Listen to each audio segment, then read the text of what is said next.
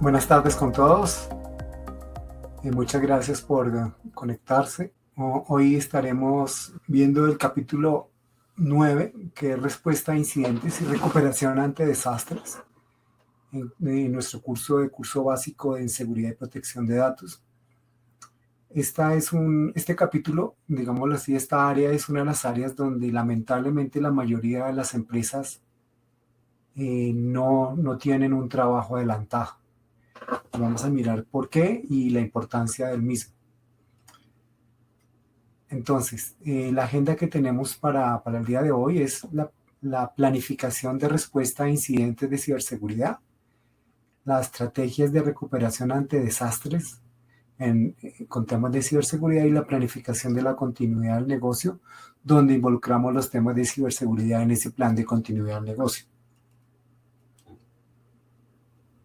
Entonces, hay una frase que yo creo que todos nos la sabemos y es de Edward Murphy: si algo puede salir mal, lo hará. Y en el caso de incidentes de seguridad, no es la excepción. Y lo grave es que, como dice Edward Murphy, además saldrá mal de la peor manera, en el peor momento y de la forma que cause el mayor daño posible.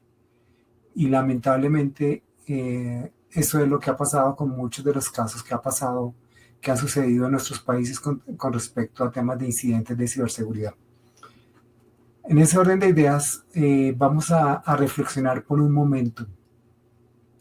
Supongan que ustedes acá, al finalizar la sesión, mientras están acá en el curso, reciben una llamada y le dicen: tuvimos un ataque, o más bien estamos recibiendo un ataque a la empresa, un ataque de ciberseguridad. Entonces vienen varias preguntas que nos estaríamos haciendo. Es: ¿cómo manejar el riesgo en este nuevo escenario? O sea, en esta situación, ¿qué hacemos? ¿Cuál es el impacto económico que esto podría acarrear a la empresa, una interrupción del servicio no planeado? Y luego comienzan a haber una serie de preguntas. ¿Es posible tomar acciones proactivas para evitar que estas situaciones pasen? De manera tal que si pasan, y claro que pasarán en algún minuto, minimicemos al máximo el riesgo asociado. Y la pregunta a continuación es: ¿de qué manera puedo aislar el foco de ataque y restablecer la operación de la empresa? O sea, ¿qué deberíamos hacer para restablecer el servicio y asegurarnos de que hemos eliminado el vector de ataque? Esas preguntas van siendo importantes. El otro punto es: ¿qué controles de ciberseguridad deberíamos implementar al interno de la empresa para tener una operación 7x24? De manera tal que, por ejemplo, en este fin de semana que fue festivo, por lo menos en muchos países de América Latina, pues tengamos la tranquilidad que tenemos una operación que está 7x24 y que los sistemas están monitoreados. Esa sería una pregunta interesante. Y a posteriormente es: ¿al interior de las empresas estamos preparados para este tipo de situaciones? ¿Tenemos políticas implementadas y herramientas y mecanismos de control ante estas situaciones de amenazas a la seguridad de los datos de la empresa? Estas preguntas son claves y para que lo reflexionemos al interno de cada una de nuestras empresas, de manera tal que podamos estar, digámoslo así, pendientes de qué debemos hacer. Entonces, el tema que nos atañe en la sesión de hoy es justamente todo el tema de respuesta a incidentes y recuperación ante un desastre de este tipo de envergaduras. O sea, de qué manera podemos abordar estas situaciones, haciendo que podamos restablecer el servicio lo más pronto posible y que la operación como tal del negocio pues continúe.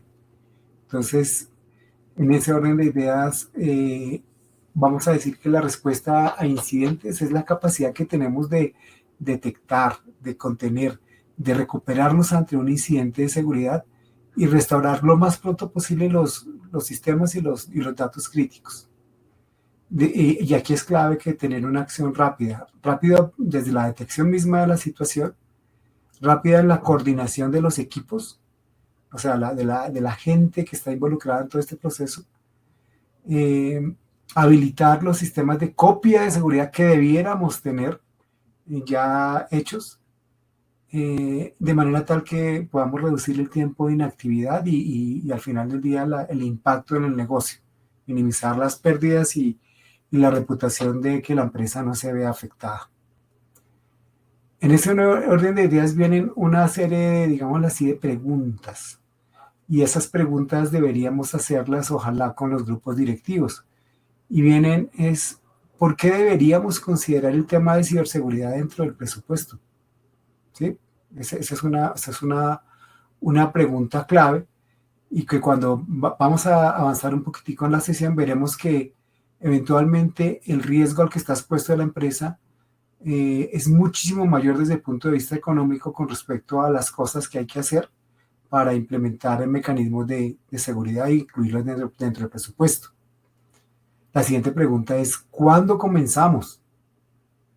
¿Y de qué manera comenzamos? Entonces ahí viene el punto, es que comenzar, como podemos, si no hemos comenzado, la idea es que comencemos lo más pronto posible.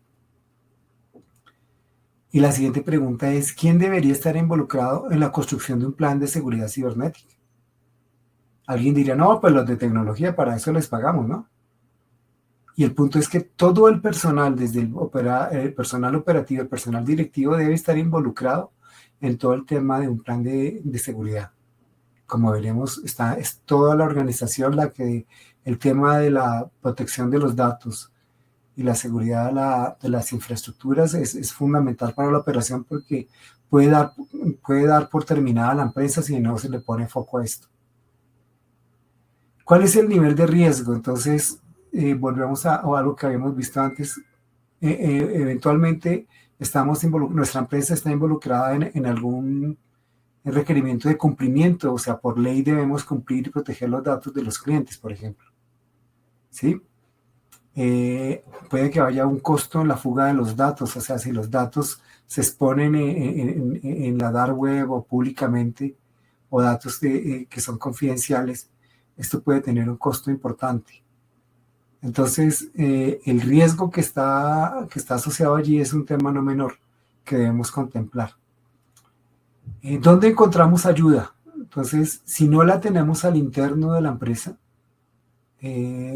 la pregunta sería, ¿existen mecanismos externos con los cuales nos pudiéramos apoyar de manera tal que eventualmente pudiésemos tener, digámoslo así, mecanismos asistidos o servicios de empresas que se dediquen a este tema, que nos puedan ayudar o colaborar en una situación de estas? Esa es una pregunta interesante, porque está claro que la curva de aprendizaje toma tiempo y es bueno estar asesorados en casos de una situación crítica. Lo que debemos estar claros es que tener un programa de ciberseguridad para atender este tipo de situaciones, de incidentes. Esto es un trabajo constante, eso es el día a día, ¿no? Lamentablemente los riesgos cibernéticos, como hemos visto, no son riesgos convencionales, ¿sí? Sino son riesgos que día con día los ciberatacantes pueden emplear diferentes herramientas y los ciberatacantes lamentablemente pueden estar dentro de las mismas empresas, con lo cual es algo permanente y no es algo que sea de un solo momento y ya lo resolvimos. Luego, entonces, para ello, desde el punto de vista a nivel, digámoslo así, formal, a nivel de empresa, hay 4 grandes áreas que debemos contemplar. Y esas 4 grandes áreas, la primera y la última, digámoslo así, que es el análisis de impacto empresarial y la planificación de la continuidad del negocio, son algunas digámoslo así, de los planes que usualmente tienen las empresas. Entonces, de las empresas dentro de su organigrama, perdón, dentro de su organización, deberían contemplar situaciones de que tienen problemas serios ante una eventualidad, luego deberían mirar cómo hacer la continuidad del negocio ante un desastre y cuál sería el impacto de ello. Entonces, estos 4 planes, que son el análisis de impacto empresarial, ¿sí? Que es ante una situación de amenazas y ataques, mirar cuáles son las unidades de negocio que están más vulnerables o cuáles son las más críticas, dónde está la información crítica en nuestras empresas, qué sería lo peor que le puede pasar a la organización. Supongan por un momento, hagan la reflexión a nivel de negocio de sus empresas, qué sería lo más grave que puede pasar en sus empresas. O sea, que les vulneren la base de datos de clientes, que tienen datos personales, que si ustedes están manejando por alguna razón mal tarjetas de crédito, por ejemplo, es la información de tarjetas de crédito es violentada y tienen acceso a los sistemas de pago. ¿Qué tan grave eso puede ser eso para sus empresas? ¿Sí? ¿Qué tipo de daños e impactos podrían tener a nivel legal? Y es donde lo que hacemos es hacer un análisis del impacto empresarial que podría tener este tipo de situaciones. O sea, un ataque que recibamos tiene una serie de implicaciones. Y entonces es cuando comenzamos a reflexionar qué es lo más importante, o más bien, antes del ataque debiéramos hacer un análisis de impacto y decir cuáles son las áreas que debemos proteger, dónde están los datos más críticos. Porque para eso, entonces, al saber qué es lo más crítico para la empresa, entonces podemos hacer los diferentes planes. ¿Cuáles planes?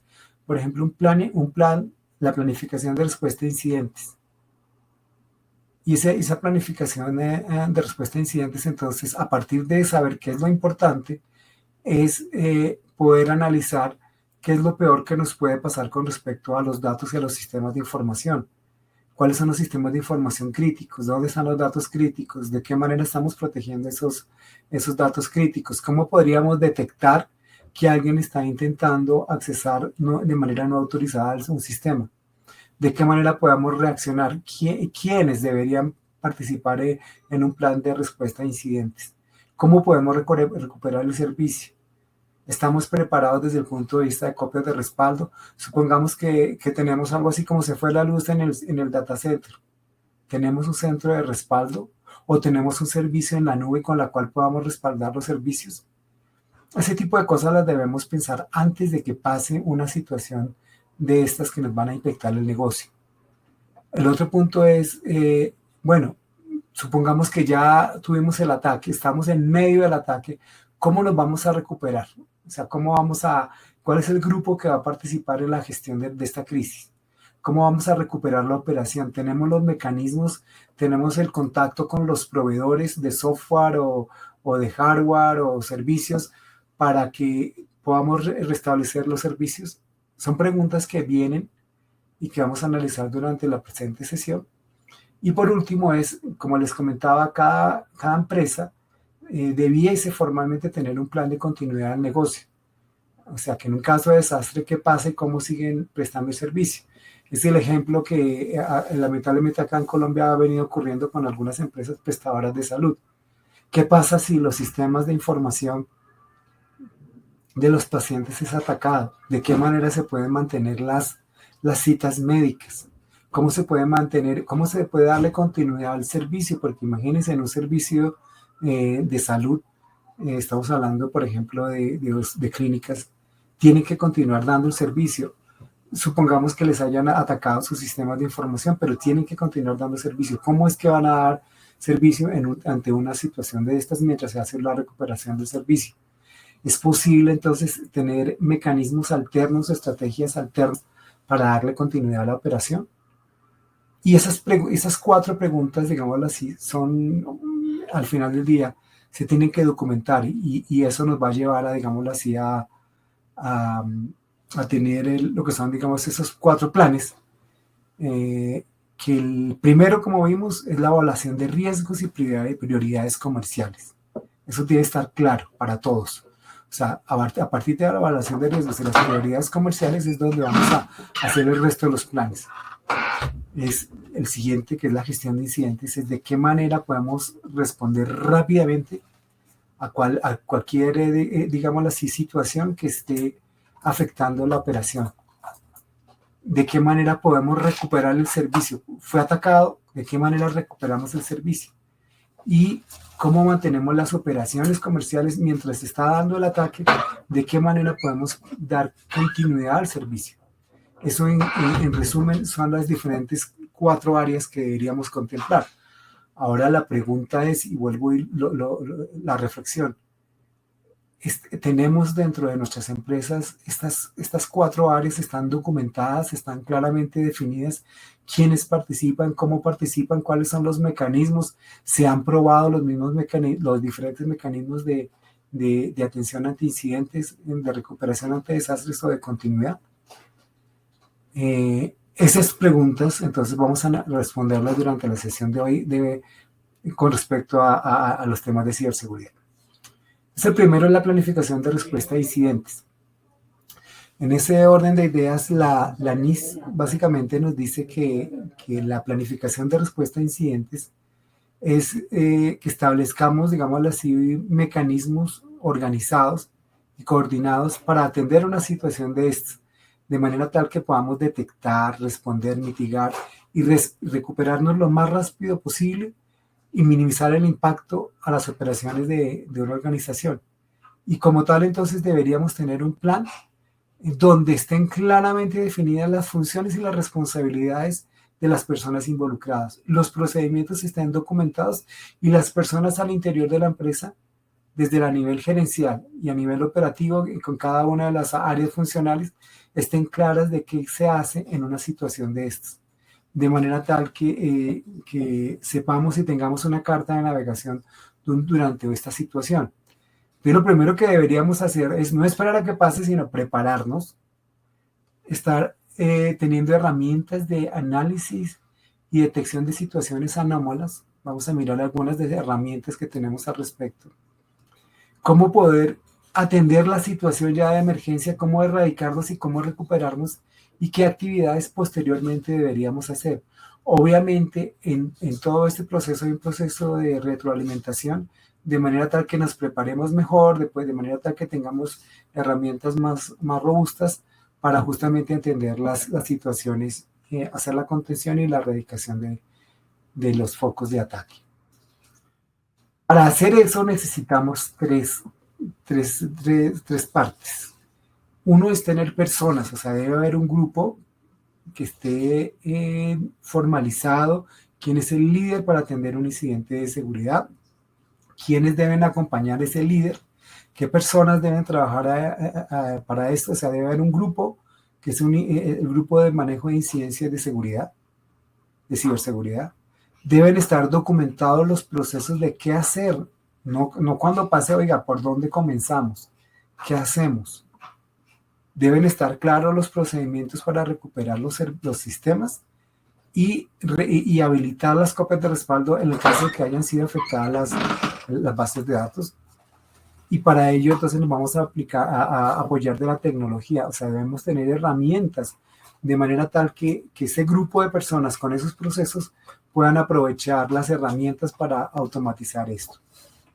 Esto lo debemos tener claro, porque lamentablemente los ciberatacantes muchas de las veces y cada vez más utilizan herramientas tecnológicas, inclusive de inteligencia artificial, para atacarnos. Y si nosotros no estamos preparados ni por el grupo de personas, ni procesos, ni con herramientas, pues vamos a estar en una situación supremamente delicada.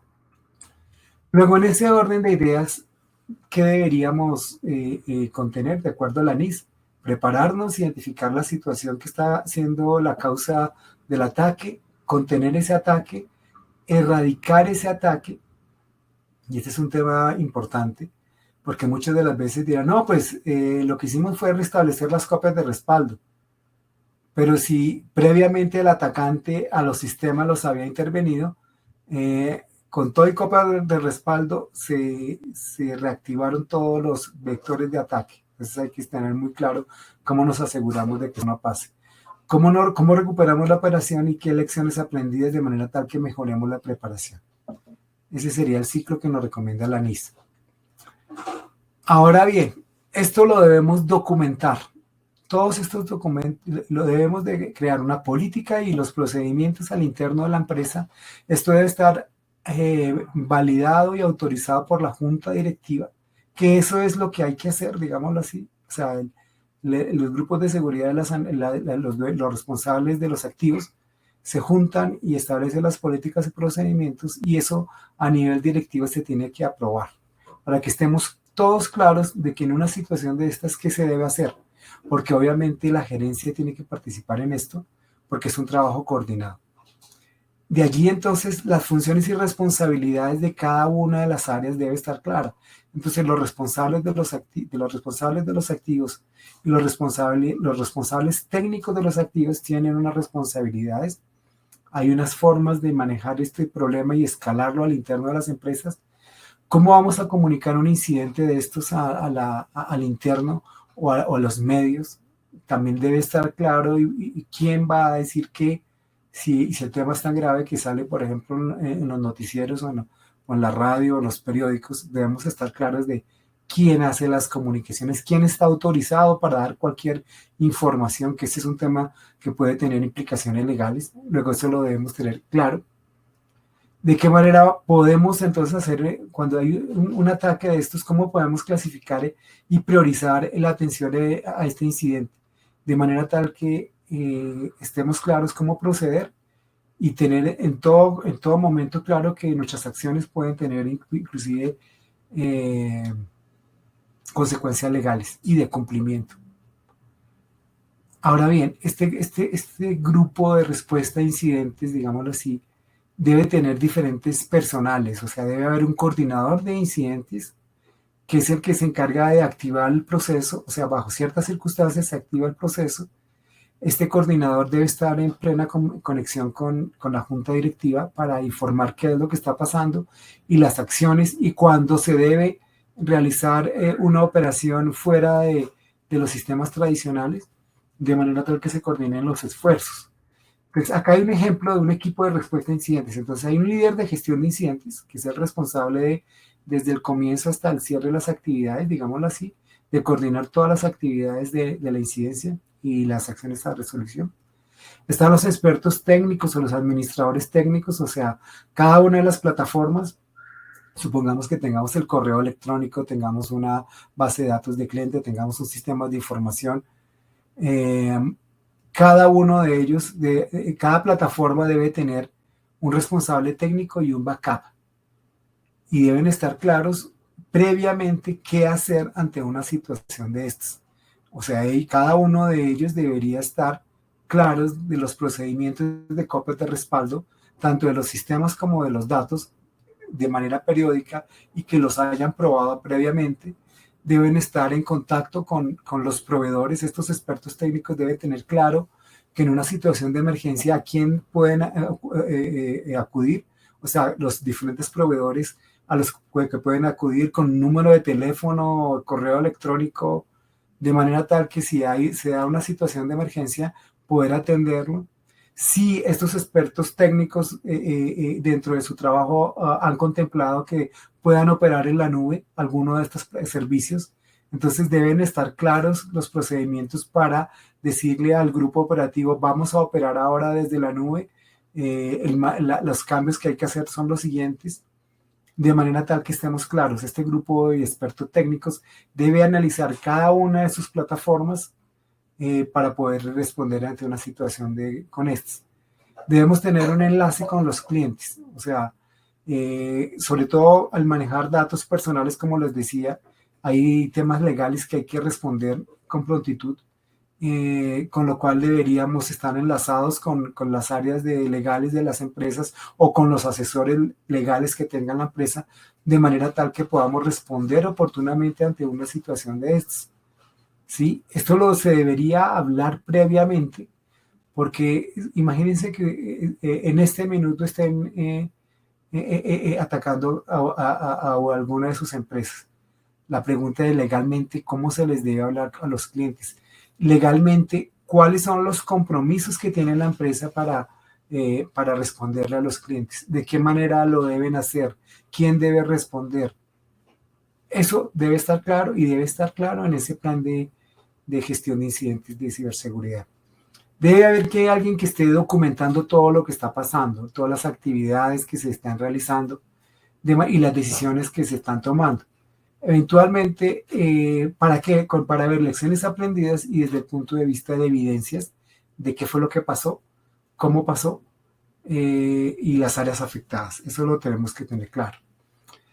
Ahora bien, dentro de este proceso del análisis en una situación de incidentes, o sea, con la respuesta a incidentes, deberíamos tener claro la matriz de gravedad de incidentes. Es decir, que podamos hacer una evaluación, una rápida evaluación de qué fue lo que pasó, o más bien, qué es lo que está pasando, de manera tal que podamos decir, oiga, de acuerdo a nuestro plan, lo primero que debemos hacer es esto, segundo esto, tercero esto, de acuerdo al impacto que tenga el incidente y a la urgencia que se tenga. En algunos, y la urgencia, obviamente. Y esto, en algunos casos, por ejemplo, se puede, esto es un ejemplo, la matriz de gravedad de incidentes.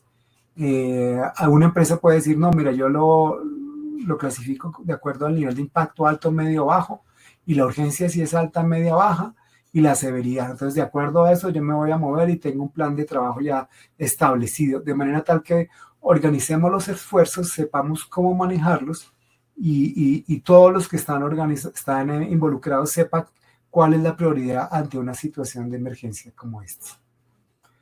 Ahora bien, también hay otros factores que se pueden analizar para determinar el impacto de la urgencia, como por ejemplo el tipo de incidente, o sea, si hay una violación de datos, si hay una denegación de servicios, si hay un ataque de infección con malware, el número de usuarios afectados, por ejemplo, si hay una oficina o una región afectada, o usuarios, un sector de usuarios afectados o plataformas afectadas. También otra consideración es el impacto financiero, el daño reputacional que pueda tener esto y el tiempo para poder responder ante un accidente. Entonces, en este, por ejemplo, acá hay otra matriz de gravedad que dependiendo de la urgencia del impacto y dependiendo de las unidades de negocio o usuarios o un único usuario, pues se va a catalogar, pero cada empresa debe tener una matriz de incidentes en términos de urgencia e impacto que le diga por dónde debe acoger, cuáles son las plataformas y las áreas que debe atender primeramente por su nivel de criticidad para nivel de la empresa. Con lo cual, al tener esto, pues vamos a estar un poco más claros de qué hacer. Ahora bien, ¿con qué herramientas contamos para poder identificar rápidamente este tipo de situaciones? Porque al final del día, al contar con herramientas, nos va a poder, digámoslo así, permitir que se controle rápidamente, que se reduzca el riesgo de filtración de datos, podamos responder ante esta situación, podamos darle mayor confianza al cliente. Imagínense que tuvimos un ataque y lamentablemente también ha ocurrido en nuestro medio. Y por ejemplo, hay casos donde universidades han dejado de operar 1, 2 semanas. Imagínense eso cuál es el impacto en la confianza de los clientes. Peor cuando se trata de entidades de salud o entidades del gobierno o entidades de servicios de comunicaciones. Luego, en ese orden de ideas, si tenemos herramientas, podemos responder rápidamente porque estas situaciones pueden acarrear que el cliente rápidamente diga, no, pues si este operador, por ejemplo, si estamos hablando de un operador de telecomunicaciones, no me da el servicio oportunamente, pues mucha gente está trabajando desde su casa y dice, pues lamentablemente yo me voy rápido porque yo tengo que trabajar y no puedo esperar a que 1 o 2 semanas, que eso sería gravísimo para mi operación.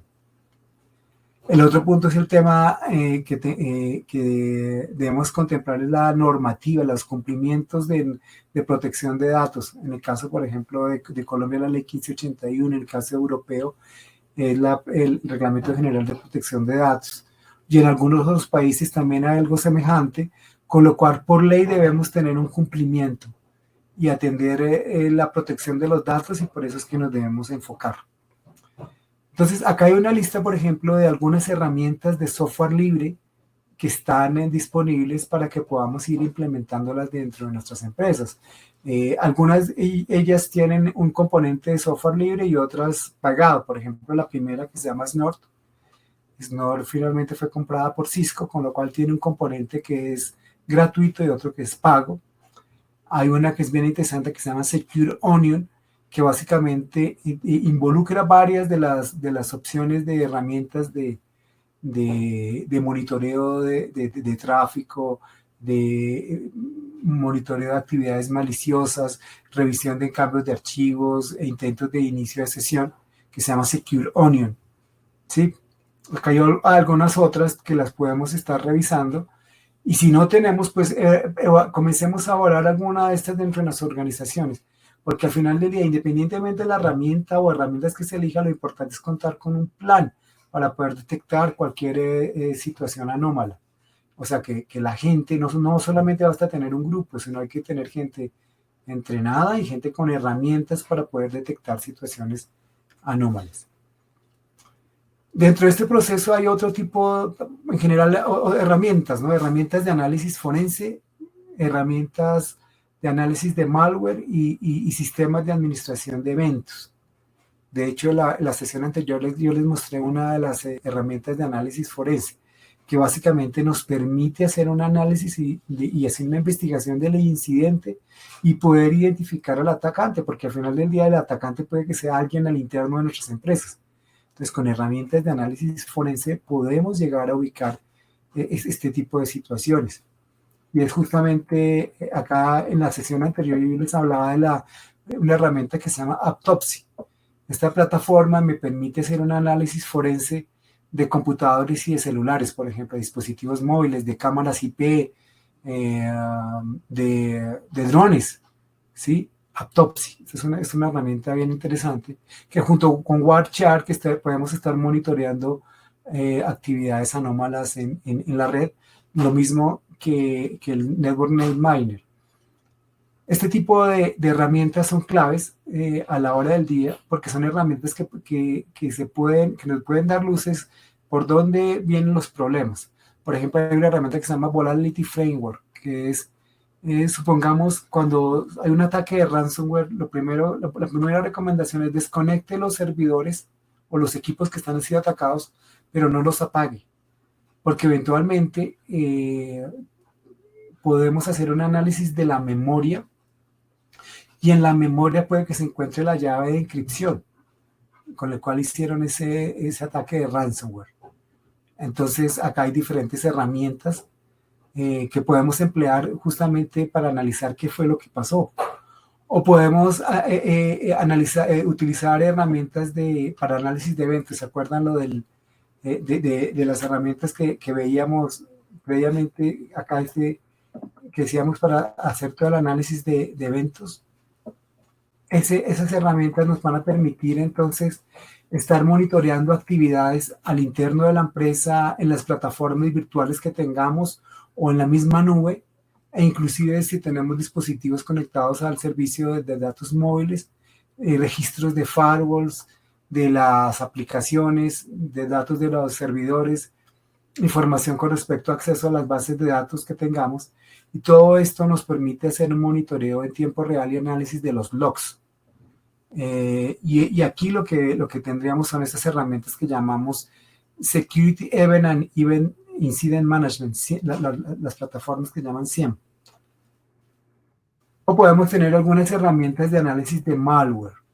Esas herramientas de malware al final del día nos van a permitir justamente analizar ya sea la información estática o la información dinámica o poder automatizar, digámoslo así, el análisis de malware. Acá hay algunas de ellas. Hay algunas otras inclusive que están son por demanda. Yo, por ejemplo, y lo vamos a ver en la siguiente sesión cuando veamos todo el tema de hacking ético, podemos estar utilizando algunas herramientas gratuitas, inclusive de Google, o otras que existen, para poder hacer análisis de los servidores que tenemos, de manera tal que nos permitan evaluar los riesgos que tienen nuestras plataformas y poder, digámoslo así, activar los mecanismos de bloquear las plataformas que están siendo atacadas. Y acá hay un análisis entonces clave que deberíamos estar contemplando. Entonces, supongamos una empresa que no tiene un plan de respuesta de incidentes. Entonces, En una empresa que no tiene un plan de respuesta a incidentes, entonces vamos a ver que el identificar qué es lo que está pasando les va a llevar horas, sino días, ¿sí? Muchas de las veces no saben qué es lo que está pasando, ¿sí? No hay una certeza ni siquiera de cómo responder. Supónganse ustedes que tengan un ataque en este minuto, si saben y tienen idea de cómo poder comenzar a atacar esto, a atacar la situación, cómo identificar qué es lo que está pasando, por dónde fue que fue la brecha de seguridad de la empresa, y si tienen o no, supongamos que no tengan nadie al interno de la empresa, si tienen un socio o una compañía que le preste algún servicio para poder ayudarles en una situación de estas. Entonces, en cada una de sus ciudades donde se encuentren, que ustedes digan, oiga, nosotros no tenemos, pero por lo menos hagamos la tarea que sentémonos con una empresa que nos pueda ayudar en una situación de emergencia para poder aislar el elemento vector de ataque y poder mantener el servicio. Porque en el otro caso, digámoslo así, donde vamos a dar una respuesta oportuna, donde sí tenemos un plan, donde eventualmente sí tenemos eventualmente un socio, digámoslo así, donde podemos aislar rápidamente a los usuarios y a los sistemas afectados cuando se da una situación de estas, porque tenemos herramientas para poder identificar este tipo de situaciones, que podemos coordinar esto con el responsable de seguridad y atender de mejor manera esta situación, este incidente de seguridad. El punto que debemos contemplar acá es que el no tener un plan a tenerlo puede ser la diferencia en pérdida de reputación, pérdida económica y temas legales a la empresa. Entonces, este es un tema realmente clave. Dentro de digamos, ese proceso, si hacemos como un resumen de lo que deberíamos hacer, es poder tener, digámoslo así, ese plan con las diferentes fases de cómo vamos a atender esta situación, cómo vamos a categorizar los incidentes, cuál es el equipo responsable que tenemos para atender un requerimiento. Para cada una de las plataformas deberíamos entonces tener un plan de acción, o sea, el dueño, el responsable, que es el plan de respuesta, el responsable técnico con el responsable del activo deberían estar claros de si tienen o no mecanismos redundantes para cada plataforma, el tema de las copias de respaldo, quién tiene acceso a la información, cómo operar desde alguna otra localidad, supongamos que por alguna razón el ataque fue inclusive hasta el sistema de energía eléctrica, entonces por lo cual no se puede operar nada. Entonces, ¿de qué manera poder recuperar el servicio, inclusive fuera de las instalaciones, de manera tal que podamos operar en otras instalaciones o en la nube? Entonces, imagínense en ustedes y pregúntense hoy día si los servidores o las plataformas críticas que ustedes tienen un mecanismo de respaldo, ¿sí? Y recordemos que el hecho de que esté en la nube no significa que ya está resuelto el tema. Deberíamos con nuestro proveedor de nube también estar claros si tenemos o no un mecanismo de respaldo ante una situación de emergencia, si tenemos copias de respaldo en la nube también. Y al final del día es que podamos tener, digámoslo así, un mecanismo de lecciones aprendidas y cómo ir mejorando nuestro proceso de atención de incidentes. Para eso, entonces, hay una norma que es la ISO 27035. Esa norma nos da una serie de guías para responder ante estas situaciones en una gestión de incidentes. La ISO básicamente, toda esta guía, digámoslo así, nos permite identificar, detectar, evaluar, dar respuesta, ver las lecciones aprendidas y de nuevo planificar. Esta recomendación, digámoslo así, la ISO 27035, esta norma, tiene una serie de partes. Entonces, si no tenemos nada, supongamos que no tengamos nada hoy día, entonces la ISO, ¿qué nos dice? Oiga, comience a hacer lo siguiente. Usted debería estar preparado formalmente para poder levantar información del incidente que tiene, cómo describirlo, digámoslo así. Sí, porque al final del día, inclusive la junta directiva le dice, bueno, ¿qué es lo que está pasando? Descríbame qué es lo que está pasando. Entonces, la idea, la norma nos dice, usted debería por lo menos tener claro de qué estamos hablando, si se puede identificar el incidente para luego llevar un registro y en qué momento ocurrió, ¿sí? ¿Cuál es la descripción de lo que está pasando? Infección, malware, no acceso autorizado, violación de datos, ataque, denegación de servicios, lo que sea. ¿Cuáles son los activos que están siendo atacados? O la red o aplicaciones. Eso lo tenemos que tener claro. Debemos tener en ese documento cómo clasificar ese incidente por el grado de impacto y de probabilidad, como que miramos, el grado de impacto de urgencia, que fue lo que vimos. O sea, debemos tener esa matriz, la debemos tener claro. Entonces, ante una situación, vamos a llenar nuestra matriz y podamos priorizar a qué le vamos a tener. O sea, si es una denegación de servicio, ¿cómo vamos a atacar esa denegación de servicios o si es una violación de datos? Esa matriz que vimos deberíamos tenerla clara y poder decir, oiga, vamos a priorizarlo y vamos a comenzar por acá. La parte que informa el incidente debe estar claro que quién lo reportó, bajo qué situaciones lo reportó, de manera tal que estemos claros de poder hacer un seguimiento y sobre todo nos va a servir en temas de forense para identificar dónde está el problema, quién informó del caso.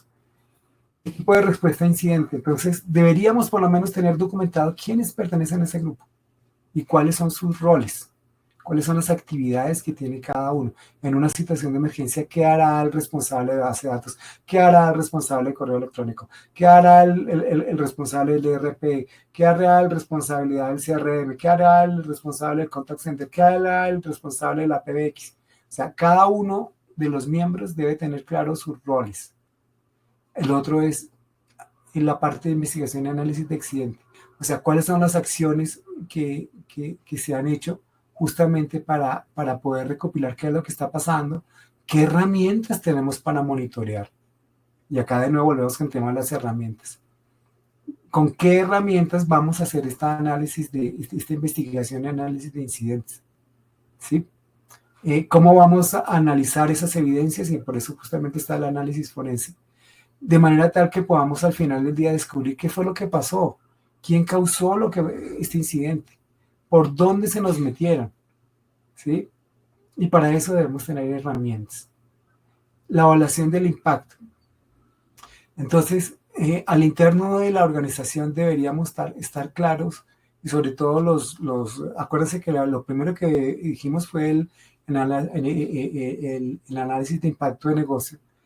Mirar cuáles son las áreas que están impactadas y cuáles son los compromisos eventualmente legales que tenemos y el impacto financiero que puede tener o está teniendo esta situación. Todo esto nos lo dice la guía, la ISO 27035. La ISO 27035 también nos dice, oiga, cuáles fueron las acciones tomadas para minimizar la situación, ¿sí? O sea, no, bueno, activamos el centro de respaldo en la nube, por decir algo. Cogimos las copias de respaldo que teníamos fuera de la empresa, los activamos de manera tal que de manera aislada podemos operar sin estar afectados con las amenazas latentes hoy día en la red, ¿sí? Eso lo deberíamos tener claro, de qué manera podemos hacer la mitigación y recuperarnos ante esta situación. Y lo tenemos de tener documentado, inclusive todos los cambios que hagamos lo debemos tener documentado para que luego enriquezcamos el procedimiento, mejoremos y fortalezcamos los niveles de seguridad. ¿Cómo notificamos al interno y al externo de la empresa? O sea, las partes internas, a la gerencia general, a las divisiones, a las áreas misionales, y a los entes reguladores y porque esto puede tener implicaciones legales, ¿sí? ¿Cómo lo vamos a notificar? Lo que les decía, que está claro el reporte, el mecanismo, quién reporta. O sea, la norma nos da como una guía y dice, oiga, pilas que esto toca hacerlo, y debe estar claro cómo se va a hacer ese informe, esa notificación. Cómo consolidar todo el tema de las lecciones aprendidas dentro del proceso. Lo debemos documentar justamente que nos sirva de análisis para futuro. Ahora bien, ¿cuáles son los beneficios de hacer estas acciones? ¿Sí? Entonces, un tema clave es que las diferentes áreas de la organización estén conscientes de qué puede pasar, que eventualmente hagamos ejercicios de simulación, y para eso necesitamos la participación de las diferentes áreas misionales, de manera tal que las áreas se enteren y sepan qué hacer ante una situación de estas.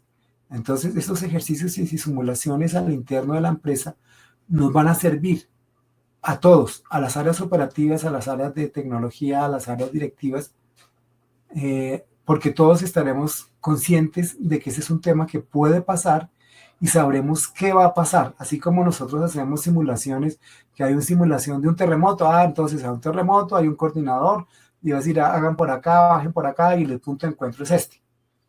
Aquí también debemos entonces programar esos ejercicios de simulación y cuál es el rol de cada uno de nosotros dentro de ese proceso, de manera tal que tengamos al final del día mayor conciencia. Y ese es uno de los temas más delicados, porque si no hay conciencia al interno de la empresa que esto puede pasar, cuando nos pase, ahí sí estamos un poco tardes como para tener conciencias. Es que deberíamos haber tenido en cuenta esto antes. El otro punto es que haciendo la parte de los ejercicios y las simulaciones de incidentes de ciberseguridad, entonces vamos a mejorar nuestras habilidades. Definitivamente todas las personas que participan dentro del proceso van a mejorar sus habilidades, van a identificar dónde están los errores, qué herramientas inclusive necesitan para poder detectar situaciones anómalas, ¿sí? Y hacer acciones más proactivas. Entonces, el ejercicio y las simulaciones de respuesta a incidentes es fundamental para justamente ver todo el tema de las lecciones aprendidas, y esto al final del día lo tenemos que documentar para mejorar nuestro proceso y mejorar el servicio al interno.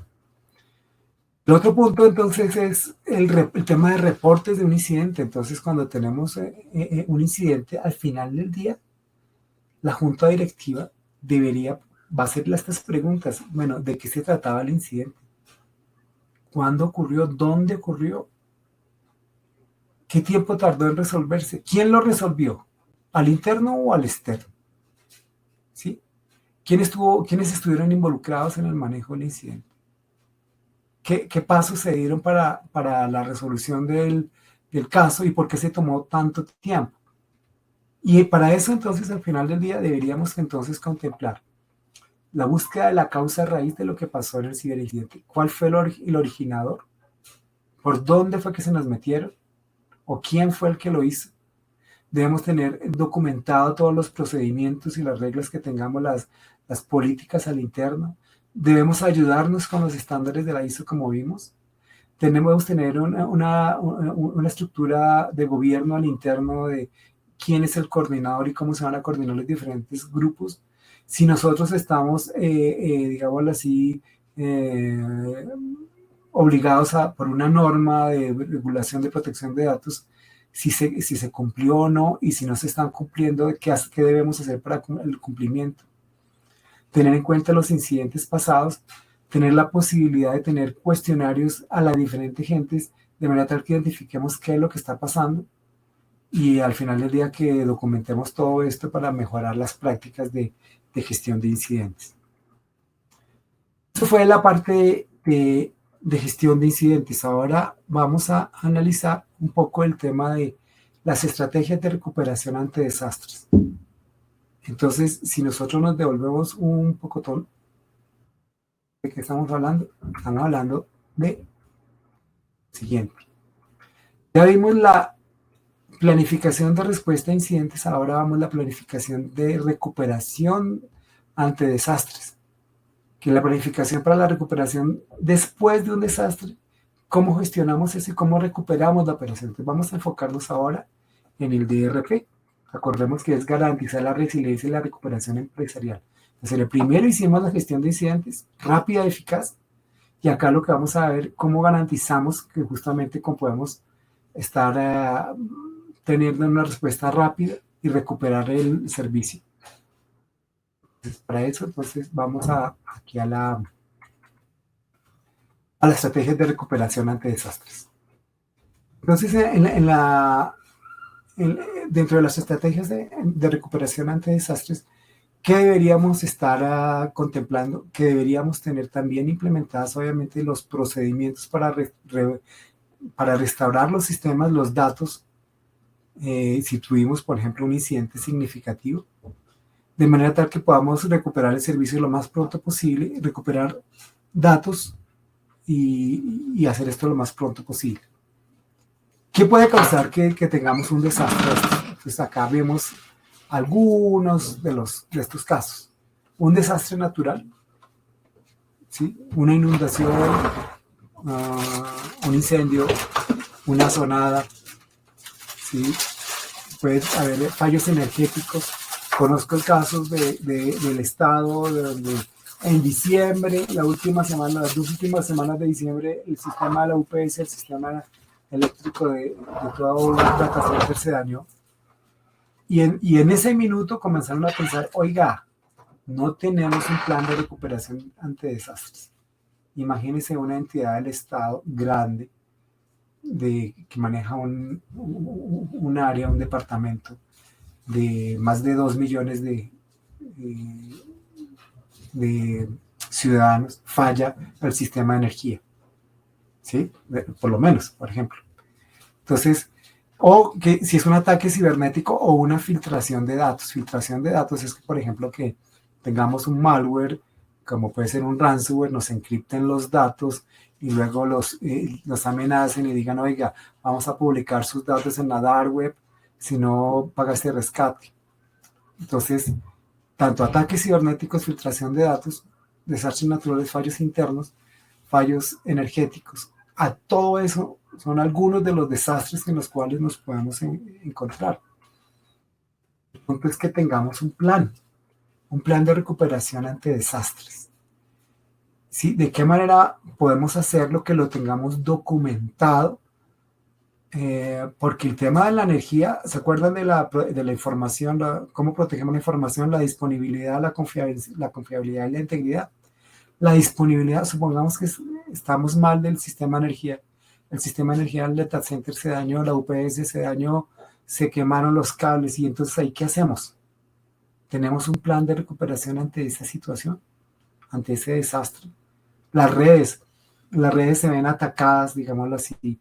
No podemos estar operando. Tenemos mecanismos de recuperación ante un desastre con respecto a la red, contra los elementos, a los controladores de la red, los elementos de AAA, los elementos de gestión y control de dispositivos. ¿Tenemos un plan de recuperación ante estas situaciones? Entonces, ¿por qué? Porque este tipo de cosas puede tener graves consecuencias, como lo hemos visto, consecuencias legales, consecuencias comerciales y financieras, con lo cual deberíamos tener claro y estar esto dentro de un plan de continuidad del negocio. Entonces, de un lado, uno tiene, por ejemplo, el plan de recuperación ante desastres clásico, ¿sí?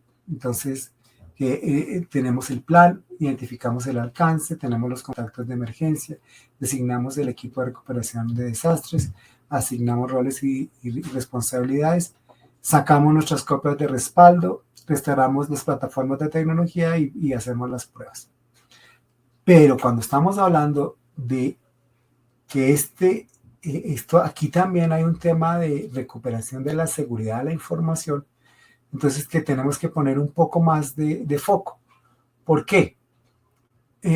Porque en el clásico plan de recuperación ante desastres, el objetivo principal es proporcionar continuidad al negocio después de una interrupción por causas naturales o provocadas por el hombre. Al tener en cuenta la información de ciberseguridad, debemos proteger los activos, recuperar esos activos y en lo posible evitar que haya una violación de datos. ¿Sí? Lo mismo que podamos mantener, en el caso de ciberseguridad es importante que podamos tener mecanismos para hacer, digámoslo así, el forense de este caso, o sea, que podamos hacer una investigación de encontrar qué fue la causa raíz de este desastre. ¿Por qué? Porque si no la encontramos fácilmente, nos vuelve a ocurrir. Porque perfectamente en un desastre alguien diría, no, pero fue una inundación, listo. Pero supongamos que fue un ataque, un ciberdelincuente nos atacó. ¿Por dónde nos atacó? ¿Sí? ¿Cuál fue la causa raíz? ¿Cuáles son los sistemas vulnerables que tenemos? Eso lo tenemos que tener en cuenta dentro de ese plan de recuperación. ¿Por qué? Porque eventualmente hacemos las copias de respaldo, de los sistemas de respaldo, y el atacante aún está dentro. Entonces debemos tener claro cómo protegernos de eso. En este caso, al incorporar el componente de seguridad, lo que vamos a buscar siempre es que no nos vuelva a ocurrir, que no vamos a prevenir pérdidas futuras, digámoslo así. Porque en el clásico o recuperación ante desastres es recuperarnos rápida y precisamente, y acá es que lo hagamos rápida y precisamente, pero que tengamos los controles para prevenir que se nos vuelvan a meter, por ejemplo. El otro punto es que al final del día nosotros debemos tener claro de actualizar todo nuestra plataforma de seguridad, digámoslo así, para poder fortalecer la seguridad del sistema. Tradicionalmente, pues sí, tenemos las lecciones aprendidas en la recuperación ante desastres, pero en el tema de seguridad lo que buscamos es estar actualizados con respecto a esas nuevas amenazas que de pronto nos están pasando y que estemos claros de cómo protegernos. Luego, en ese orden de ideas, vamos a modificar ese plan de recuperación de desastres un poquito. ¿Cómo? Si bien vamos a formar nuestro equipo de recuperación de desastres, debemos hacer una evaluación de riesgos. Y esa evaluación de riesgos va a ser fundamental. ¿Sí? De manera, ¿y por qué? Porque esa evaluación de riesgos vamos a priorizar cuáles son los procesos de esa evaluación que vamos a atender. De manera tal que con eso creamos nuestro plan, probamos nuestro plan y nuestro plan obtenemos la aprobación de ese plan con la junta directiva en este ciclo virtuoso. Ahora bien, ¿cómo hacemos esa evaluación de riesgos cibernéticos? Entonces, de nuevo, tenemos que, lo que dijimos al comienzo, ¿cuál es nuestra estrategia de negocios? ¿Cuáles son los datos claves acá? ¿Sí? De manera tal que estemos alineados entre lo que nosotros consideramos que es importante con lo que para la empresa es importante, de manera tal que estemos alineados. Inclusive hay algunas herramientas que nos pueden ayudar para estar alineados con nuestra industria. ¿Cuáles son las mejores prácticas de protección de nuestra industria? No sé si, creo que les contaba al comienzo del curso, por ejemplo, en Colombia hay una agremiación que se llama la Asobancaria, la Asociación de Bancos, de entidades financieras, que ellos se juntan y llegan a un consenso de las mejores prácticas en protección de datos en el área bancaria. Entonces, uno desde el punto de vista a nivel gremial nos pudiera servir justamente para aprovechar esas mejores prácticas y evaluar de qué manera lo estamos haciendo. De manera tal que al final del día estamos mejorando nuestro nivel de madurez de atención, de nuestra madurez cibernética, que podamos realizar las pruebas como tal de seguridad de acuerdo al plan y que estemos monitoreando y gestionando esto recurrentemente. Dentro de ese cómo realizar esa evaluación de riesgos, entonces, de nuevo, el establecimiento del contexto, que son qué es lo más importante, cuáles son los activos que tenemos que proteger, cuál es la vulnerabilidad que tienen las plataformas, ¿sí? De manera tal que estemos claros, que tengamos identificadas cuáles son las vulnerabilidades de los servidores, de los enrutadores, de los switches, de los firewalls, de los diferentes sistemas, tanto locales como en nube, que podamos valorar esos riesgos en términos de impacto y probabilidad, o sea que al final del día acá está el signo pesos, y ese signo pesos nos sirva para justificar a la gerencia general y decir, oiga, acá hay un tema grave de impacto y probabilidad, de manera tal que esto lo podamos presentar, estos resultados a la gerencia general, después de que hagamos nuestra evaluación y le decimos, mire, Esto es lo que encontramos, estas son las recomendaciones que tenemos. Si hay que adquirir alguna plataforma de protección, esto es lo que vale la plataforma, pero el impacto que puede tener esto si no se hace, podemos estar en riesgo. De manera tal que las juntas directivas puedan recibir estos resultados y tomar decisiones informadas. Esa es una labor que debemos hacer desde el punto de vista de ciberseguridad. Ahora bien, la ISO 27031 nos da una serie de ayudas también. Entonces, digámoslo así,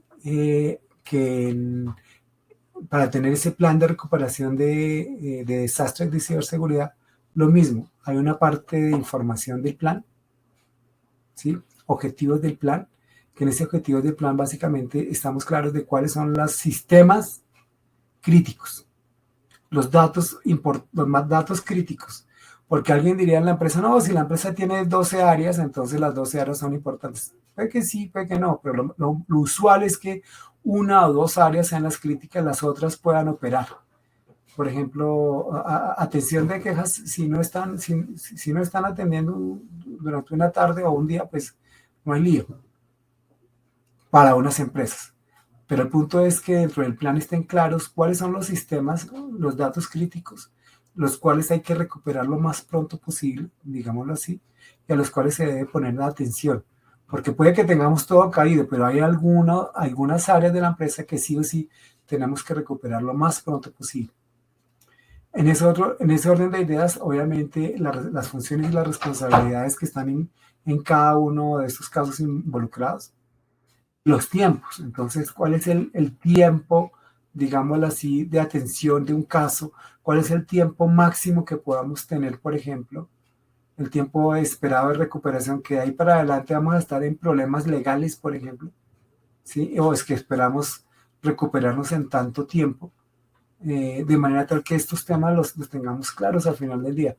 ¿Por qué? Porque esto puede al final del día tener consecuencias que son inaceptables y consecuencias legales. Luego, para eso entonces la ISO 27031 nos da, digámoslo así, estos 10 puntos para que los tengamos en cuenta. La información de plan, los objetivos, cuáles son las áreas que tenemos que ponerle foco, las funciones y responsabilidades, los tiempos objetivos, los procedimientos para atender y recuperarnos, el plan de comunicación, las pruebas que vamos a hacer y la dependencia que tenemos, por ejemplo, con terceros. Y entonces, luego continúan las recomendaciones con respecto a los tiempos de recuperación y y los puntos de recuperación, que en muchos de los casos pues son desde el punto de vista contractual, podemos tener negocios con clientes que dicen el tiempo de respuesta contractual es tanto, de aquí para adelante usted me está afectando mi operación y entonces le voy a cobrar dinero por cada tiempo que mi negocio esté inactivo, y lo que se llama le va a cobrar lucro cesante, que es un tema muy delicado. Esos procedimientos de respuesta que vamos a tener, sobre todo el tema de cómo podemos habilitar rápidamente el servicio, cómo podemos recuperar el servicio, cuáles son los pasos que debemos para recuperar el servicio. Si dentro de este plan, por ejemplo, alguien dice, no, mira, nosotros tenemos una plataforma de Office 365, tenemos una plataforma de correo de Exchange, pero ya tenemos hablado con el proveedor de Microsoft, con Office 365, con lo cual los buzones de correo los podemos migrar a la nube rápidamente. Y tenemos un procedimiento rápido para que entonces la gente pueda mirar su correo, porque en muchas organizaciones el correo es fundamental, entonces es crítico para la operación. Entonces rápidamente podemos migrar el correo local al correo en la nube, porque tenemos las copias de respaldo y tenemos ya los acuerdos con Microsoft para utilizar Office 365. Para que eso se llegue, deberíamos que haber contemplado cuánto valen las licencias de ese Office 365, cuántos usuarios van a estar habilitados. ¿Serán todos los usuarios o puede que solamente los usuarios más críticos estén habilitados dentro de ese proceso? Por ejemplo, ese es un tipo de ejemplo de lo que deberíamos hacer. Alguien diría, no, mira, las áreas misionales son tales y tales personas sí o sí deberían tener el servicio de correo electrónico habilitado. Dentro de ese plan de recuperación, entonces, listo, a esos usuarios los vamos a habilitar en la plataforma de correo de Microsoft, por ejemplo. de Office 365, de manera tal que por lo menos se mantenga esos servicios al interno. El plan de comunicación que tenemos al interno y al externo, como lo mencionábamos previamente. Todos los procesos de pruebas y mantenimiento de las plataformas de recuperación. Acá es clave, por ejemplo, que digan, no, lo que pasa es que tenemos contratado un servicio, que ese servicio es de todo el manejo documental de la empresa, y ese servicio lo tenemos local, pero el proveedor tiene un servicio en nube. La pregunta es, ¿ya se hizo una prueba de tomar la copia de respaldo y habilitarla con el proveedor de gestión documental para que siga operando? O sea, ¿eso está aprobado? ¿Cada cuánto se prueba? ¿Tenemos un reporte de que eso se haya aprobado? O lo peor, tenemos un contrato con ese tercero, porque puede que se haya hablado, pero que no haya ningún contrato. Y entonces, cuando pasa la situación, no es el momento para estar negociando contratos. Ese tipo de dependencias que tengamos con un tercero, por ejemplo, con proveedores de servicio externo, lo deberíamos estar trabajado previamente. Obviamente documentar todo esto, que es la recomendación, y todo está dentro de la norma de la ISO 27031. Ahora vamos al tema de planificación de continuidad del negocio. Entonces, en la planificación de la continuidad del negocio, ¿qué es lo que queremos buscar? Entonces nos revolvemos otro poquito de nuevo. Nos acordamos dónde estamos. Entonces, hicimos al comienzo un análisis de impacto, planificamos una respuesta ante un incidente de ciberseguridad, tenemos un plan de recuperación de desastre, pero tenemos un plan de continuidad del negocio. O sea, ese plan de continuidad del negocio nos va a permitir que durante la operación y durante un desastre, ¿qué es lo que estamos haciendo en la continuidad del negocio? O sea, porque el negocio, en muchos de los casos, como les mencionaba, pues no puede parar, porque tenemos que mantener las operaciones comerciales de servicios, por ejemplo, de servicios de una clínica. Eso lo tenemos que mantener, ¿sí? Entonces, vamos a analizar justamente esta parte de los planes de continuidad del negocio. Entonces, la parte de planes de continuidad del negocio es mantener las operaciones críticas durante y después de un incidente de seguridad, buscando que tengamos el mínimo tiempo de inactividad y pérdidas financieras, y protegiendo los datos y los activos de los clientes y al interno de la empresa. Tener un plan de continuidad del negocio al final del día nos va a permitir cumplir, si tenemos legalmente tenemos que cumplir con unos niveles de servicio y poder recuperar rápidamente el servicio. En últimas, el plan de continuidad del servicio, digámoslo así, es parte, o sea, desde el punto de vista de la ciberseguridad, el plan de continuidad del negocio es completo, o sea, eso le corresponde a toda la empresa, pues todas las áreas misionales participan ahí en un plan de continuidad del negocio. Y toda la parte de seguridad cibernética es un componente de ese plan de continuidad del negocio más grande.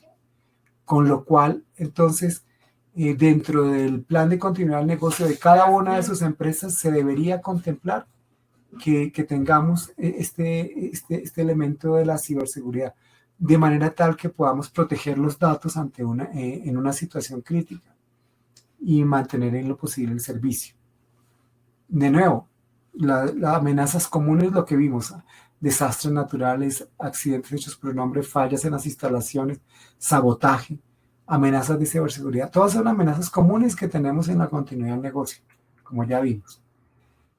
Y acá la ISO nos acompaña con la norma, que es la ISO 22301. ¿Y qué nos dice la ISO 27301? Oigan, ustedes tienen como empresa, tienen la misión, tienen la visión, una estrategia, unos valores, unos objetivos como empresa, y tienen una política corporativa, ¿sí? Y como tal, a nivel interno, debe haber un alineamiento con lo que son los objetivos de continuidad del negocio. Entonces, las cosas importantes que están dentro de la política corporativa son las premisas de los objetivos de la continuidad del negocio. Y con lo cual debe haber una política de continuidad del negocio. Y dentro de esa política de continuidad del negocio hay una parte que es el plan de contingencia tecnológica. Y dentro del plan de contingencia tecnológica tiene que ver con los ataques a la seguridad y la privacidad de la información. ¿Qué deberíamos entonces hacer? Básicamente debe haber un alineamiento entre el análisis de impacto del negocio que vimos al comienzo, ¿sí? Donde cada proceso misional identifica cuáles son las áreas que podrían estar impactadas desde el punto de vista financiero, regulatorio, contractual, reputacional, que podrían tener un impacto en el negocio. Y esto, ¿cómo lo hacemos con la evaluación de riesgos? Este impacto en el negocio tiene un análisis de evaluación de riesgos que al final del día nos va a dar el camino para poder cómo atender estas situaciones y a qué darle prioridad.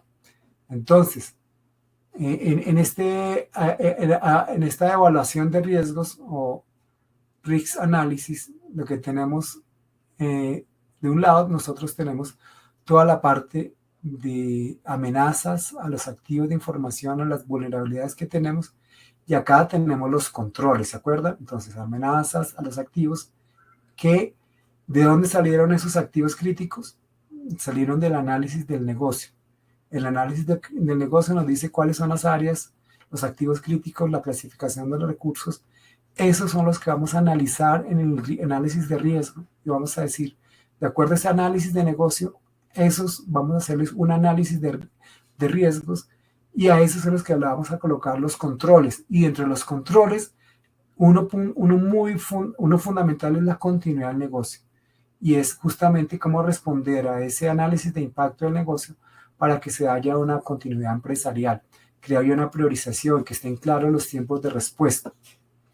Entonces, cuando estamos alineados de esa manera, entonces los amigos de la ISO 22301 nos dicen, bueno, ustedes acá tienen 14 puntos que tienen que tener claves, ¿sí? Y es, ¿cuáles son esos procesos misionales críticos? Que si hay suposiciones, todo está documentado, todo esto tiene que estar documentado, digámoslo así.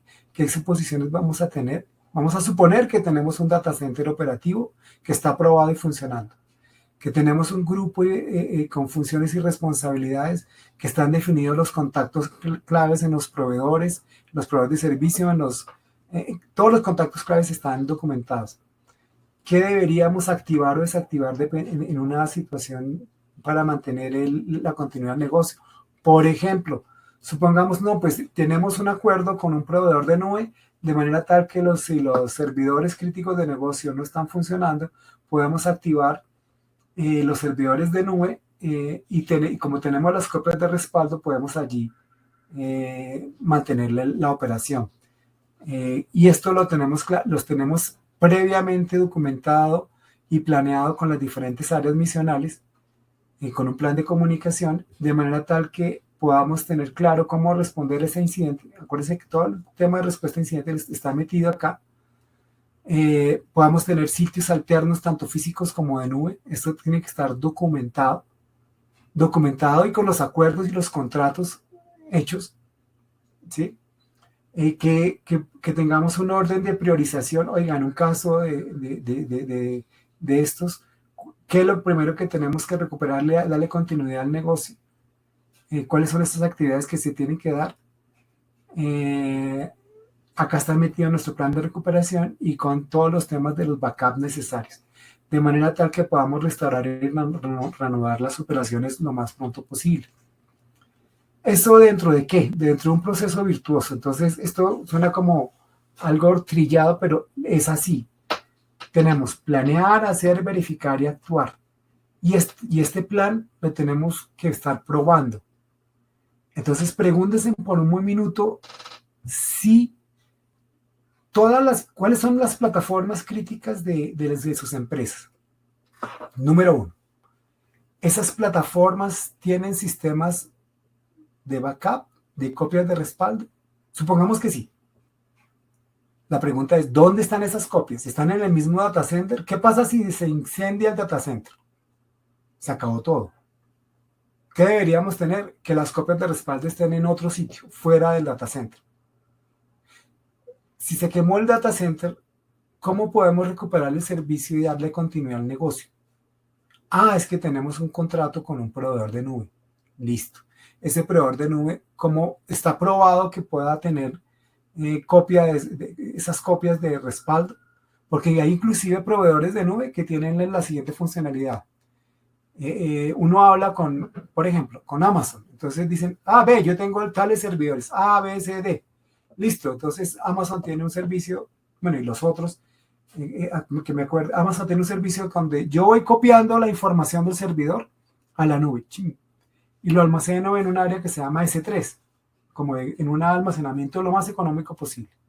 Lo voy almacenando, pero dentro de las pruebas hay una prueba que dice, supongamos que el servidor que está local se cayó, se quemó el data center. Entonces se activa el plan de continuidad del negocio con Amazon. Porque como se ha venido copiando todos los días la información, entonces la información ya está en la plataforma de Amazon y yo puedo dar continuidad al servicio. Pero ese es un proceso que hay que probarlo, planearlo, con manejo contractual, implementarlo, verificarlo y en caso de una situación de emergencia obviamente implementarlo con las lecciones aprendidas. Ese es un plan de continuo de mejora y hay que hacerlo. La pregunta es, ¿eso dentro de sus organizaciones ustedes lo tienen? Esa es una pregunta clave. ¿Sí? Y uno dice, no, pues sí, no existe. Y entonces, ¿qué pasa si pasa esta situación? ¿La empresa deja de funcionar? Ese es un tema, es una pregunta no menor. Entonces, estos amigos de la ISO 22301 nos dicen, entonces, hay que anticiparse, prevención, evaluar riesgos, tomar acción, reservar, hacer acuerdos con proveedores de nube, tener enlaces de respaldo, tener data center de respaldo, tener mecanismos de respaldo, tener las copias de respaldo en otro data center o tener un sitio diferente, tener trabajado todos los temas de contratos, tenemos que mirar cuáles son los contactos ante una situación de estas, de manera tal que cuando esté la situación crítica no nos vamos a decir, oiga, ¿y quién es el responsable en esa empresa? ¿Quién nos puede ayudar? Todo eso lo tenemos que hacer en prevención. En la preparación, entonces, si nos ha pasado previamente, las lecciones aprendidas siempre tienen que ir allí. Tenemos que preparar esos escenarios, qué debemos hacer, quiénes deben participar, ¿sí? Cómo construyamos esos planes, capacitar al interno. Eso suena como medio harto, pero eso hay que hacerlo. Si no se hace, podemos estar en grave peligro en nuestra organización. Cuando nos pase, esos planes los tenemos que invocar, debe haber un coordinador, los equipos se activan, tener claro por dónde comenzamos. Esto debe estar liderado por objetivos, de acuerdo, asociado con el tema del análisis comercial de impacto. Ya sabemos qué es lo que tenemos que hacer y cómo recuperarnos, cómo regenerar la información, cómo reestructurar los procesos, realinear y hacer los procesos de mejora. Suena como trillado, pero eso es lo que hay que hacer. Ahora bien, dentro del punto de vista, digámoslo así, yo hablaba acá de cómo nos podemos apoyar con la nube. Entonces, dentro del plan de continuidad de una empresa, uno podría contemplar hoy día tener algunos de los servicios críticos en la nube o coordinados en un ambiente híbrido, de manera tal que tengamos mecanismos escalables, que si tenemos un ataque de negación de servicio podamos habilitar otro servidor rápidamente. La pregunta es, previamente nos tenemos que preguntar, ¿los servidores que hoy tenemos en la nube están diseñados, los hemos desarrollado, los hemos construido de manera tal que sean escalables, que yo pueda decirle al proveedor de nube, oiga, si este proceso llegó al 70%, active un nuevo servidor? La pregunta es, ¿estamos preparados para que tener una solución escalable? Sí, esa sería una buena pregunta, porque alguien diría, no, sí, nosotros tenemos el servidor en la nube, pero ¿qué le pasa si ese servidor en la nube se cae por alguna razón? O llega al 80-90% de operación o ya sobrepasó. Como pasa algunas veces en algunos países cuando hay ofertas económicas que dicen el ciberlunes, el ciberviernes, y ¡pum! Los servidores se caen por el número de tráfico que hay. La pregunta es, ¿la arquitectura que tenemos al interno de las organizaciones está diseñada de manera tal que podamos hacer esas soluciones escalables, tanto horizontal como verticalmente? Si lo hacemos en nube, esa es una buena pregunta, ¿sí? Y esa pregunta entonces sería, oiga, no, toca averiguar. Y si no, debemos prepararnos para que eso pase, porque obviamente las plataformas de nube tienen esa posibilidad. La otra es redundancia y confiabilidad. Dentro de lo que, dependiendo del nivel de criticidad, de nuevo, vamos a depender de un solo punto de falla.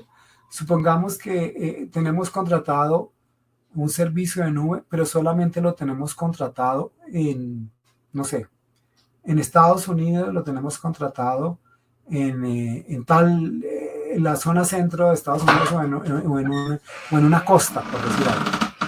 La pregunta es, ¿qué pasa si ese proveedor de nube falla en esa región? ¿Tenemos un mecanismo para operar? ¿O si se cayó toda la región? Porque obviamente los proveedores de nube usualmente tienen varios centros de disponibilidad. Supongamos que justamente hay un aviso de huracán, ¿sí? Que eso puede pasar y pasa todos los años. Entonces hay un aviso de huracán. La pregunta es, ¿qué pasa si esos data centers justo en esa región no van a estar disponibles? ¿Vamos a dejar de operar? ¿Tenemos un mecanismo de redundancia? O lo que habíamos hablado, los servidores que tenemos locales en nuestras empresas, ¿podemos tener una redundancia en la nube? ¿Eso cuánto vale? Que eso es otro ejercicio, ¿no? Porque alguien dirá, no, pero eso puede ser muy caro. Pues averigüemos. Averigüemos qué hay que hacer para que los servidores de bases de datos, los servidores empresariales, los servidores de misión crítica, ustedes los tengan en nube, con los servicios que les comenté de redundancia en la nube. ¿Eso cuánto vale? Puede que lo que valga sea realmente poco con respecto a la criticidad de las plataformas. Perdón.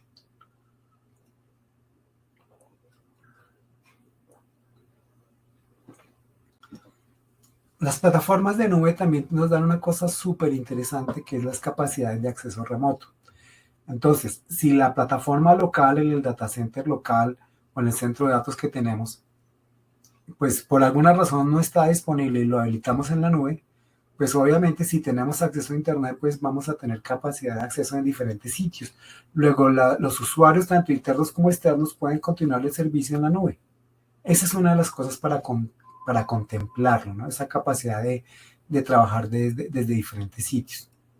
Obviamente esa capacidad de trabajar desde diferentes sitios, como lo vimos, también tiene una serie de requisitos de nivel de seguridad que deberíamos estar contemplando. Si estamos contemplando este tipo de opciones, aquí también todo lo que hemos hablado es válido para el tema de seguridad en la nube, como lo vimos. Todo el tema de sistemas de identificación y acceso, control de acceso, todo el tema de mirar quién tiene acceso a qué información dentro de la nube, todo eso aplica acá.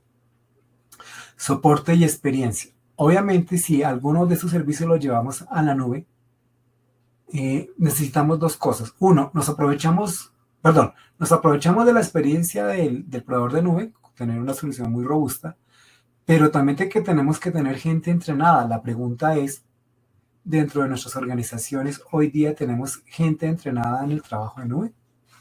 Esa es una pregunta interesante. Si no, ¿qué debemos hacer para tenerla?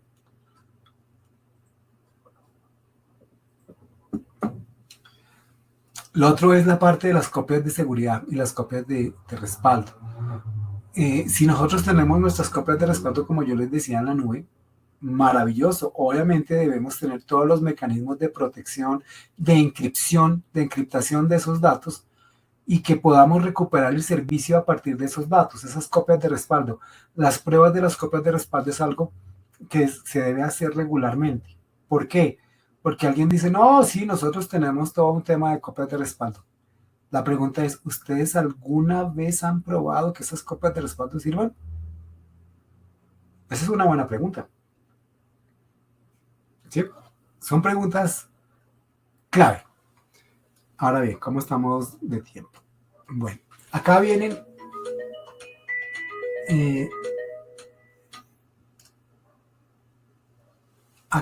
una serie de preguntas, perdón, una serie de recomendaciones. Esas recomendaciones como si uno fuera a decir, oiga, al final del día de todo lo que nos ha hablado con respecto al tema de planificación de la continuidad del negocio, ¿qué recomendaciones daría? O sea, a partir de la luz de las normas. Entonces, lo que primero diríamos es que deberíamos tener claro los procedimientos de respuesta. ¿Quiénes?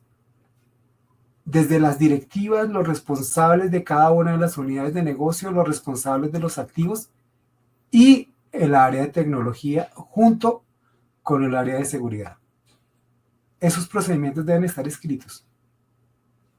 Deben estar claros los procedimientos de respuesta ante incidentes de ciberseguridad. Debemos tener claro qué hacer en una situación de emergencia. Tenemos que tener documentados los procedimientos, cómo nos vamos a recuperar. ¿Sí? Eso lo tenemos que tener hecho. Y sobre todo, en lo posible, deberíamos hacer simulaciones de incidentes de ciberseguridad. Hay una constructora que se llama Gartner, que inclusive implica ir más lejos. Y por ahí estuve viendo algunas soluciones que me parecieron realmente interesantes. Dicen las empresas, las organizaciones que están más preparadas desde el punto de vista de ciberseguridad son las que han expuesto sus sistemas a ataques reales. Y uno dice, uy, miércoles, ¿y cómo uno expone sus sistemas de manera controlada ante ataques reales? Y sí, les doy un ejemplo. Entonces, supongamos que una empresa es una entidad, no sé, supongamos que sea una entidad de salud. Y la entidad de salud tiene diferentes, por ejemplo, computadores de recepción, del triage, tiene computadores de administrativos, tiene computadores del área médica, supongamos que tenga 5 tipos de computadores. Cuando digo 5 tipos de computadores es que cada computador tiene diferentes software cargado. En alguno hay un software cargado administrativo, otro médico, otro de, no sé, de bodega. O sea, supongan que hay 5 tipos de computadores con diferentes imágenes y software cargados. Entonces lo que dice los amigos de Gartner es, oiga, coja cada computador, cada imagen del computador, el software por ejemplo, el Windows con todas sus aplicaciones, cójalo y métalo en un ambiente controlado, que lo llaman un sandbox, donde ahí usted libere todas las serpientes, le haga un ataque controlado a ese software en un ambiente virtualizado, con ransomware y todos los ataques posibles. Y luego sáquelo y mire cómo le fue.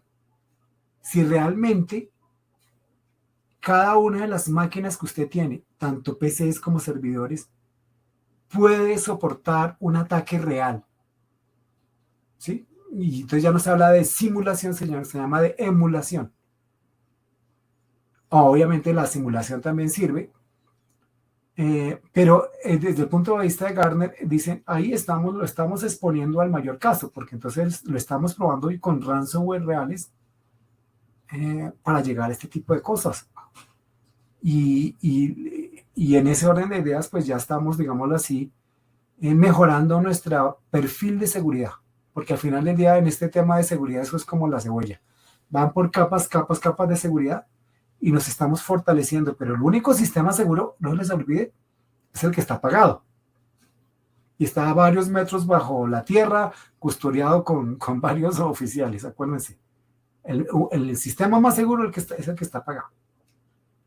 Con lo cual, todo el tema de los procedimientos lo debemos tener preparados, las diferentes áreas, desde la junta directiva debe estar clara de los procedimientos, debemos tener claro qué es lo importante de la organización, cómo proteger esos datos, los datos críticos debemos tenerlos encriptados, los mecanismos de manera tal que estemos claros del cumplimiento.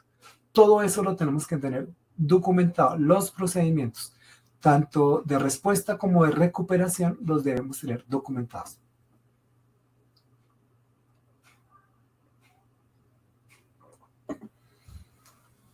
Otra de las recomendaciones, así como conclusión de la sesión de hoy, es el tema de las copias de seguridad sólidas, las copias de respaldo periódicas, el almacenamiento fuera de los centros de datos y de los sistemas críticos, que los almacenemos, las copias las tengamos en un sitio diferente y que hagamos copias periódicas y que hagamos pruebas de esas copias. Conocí el caso de alguien que decía, uy, sí, tal institución contrató un data center alterno. Está chévere. Pero hace 6 meses no se utiliza. ¿Por qué? Porque la UPS en el centro alterno y el sistema de refrigeración se dañó. Luego, entonces, hace 6 meses que no hacemos copia de respaldos, pero el sitio existe. La pregunta es, bueno, es que datos de hace 6 meses no me sirven. Me sirven es que el data center que tenga alterno o el sitio que tenga alterno, la información la tenga periódica, que me pueda servir para recuperar el servicio. Que yo haya probado esa copia de respaldo, tanto del sistema crítico como los datos. Y ahora la pregunta para ustedes es, dentro de sus organizaciones, ¿tienen copias de respaldo de las plataformas centrales, de los sistemas? ¿Los datos están encriptados cuando tienen datos personales o datos confidenciales? Si esa pregunta la hubiéramos hecho a las entidades que, por ejemplo, de salud en Colombia, que ya son varias, son como 3 grandísimas, que entre las 3 manejan más de 8 millones de ciudadanos, créanme que la situación hubiera sido otra. Si ellos pudieran responder claramente, sí, tenemos nuestras copias de respaldo, la información personal está encriptada, los datos confidenciales están encriptados, tenemos probados los sistemas, las copias las hacemos regularmente y hacemos la recuperación y probamos esas copias de respaldo. Y tenemos los procedimientos claros y documentados. Lamentablemente, eso no pasó con esas empresas o no estaba de una manera sólida realizado, porque varias de esas empresas se duraron varios días, empresas de salud, sin prestar servicio, solamente como dar un ejemplo. El otro punto que nos deberíamos llevar como mínimo, ¿cuáles son los mecanismos de redundancia y conmutación que tenemos? Conmutación de redes, mecanismos de redundancia en sitios alternos o en la nube, para los sistemas de infraestructura críticos, de manera tal que podamos garantizar la disponibilidad continua. O sea, eso sí lo tenemos, eso sí existe. Y alguien dice, no, pero ¿para qué tener un sitio alterno? Bueno, pero por lo menos contémplelo en la nube. Y eso no vale mucho, no, pues averigüe cuánto vale tener un sistema de mecanismo alterno, por lo menos en nube, redundante. Que sus sistemas de comunicaciones sean redundantes. Y si no, que lo hagan por demanda. ¿Sí? Entonces, si sus empresas, si hay, por ejemplo, dentro de la sesión hay personas que tienen algunos enlaces con un proveedor, oiga, revise con ese proveedor si tienen mecanismos alternos de conexión o que ustedes puedan establecer un mecanismo alterno de contingencia. Esa es una pregunta sencilla, es muy importante y que por lo menos sepamos cuánto vale. Cosa que le decimos a la junta directiva, mire señores, junta directiva, esto nos vale hacer esto. ¿Quién debe asumir el riesgo? La junta directiva. No se les olvide. Los dueños del negocio al final deben decir, oiga, sí, ¿qué pasa si no lo hacemos? La exposición es tal. Ah, ok. Luego, en ese orden de ideas, alguien debe darse, como decimos en Colombia, el lapo.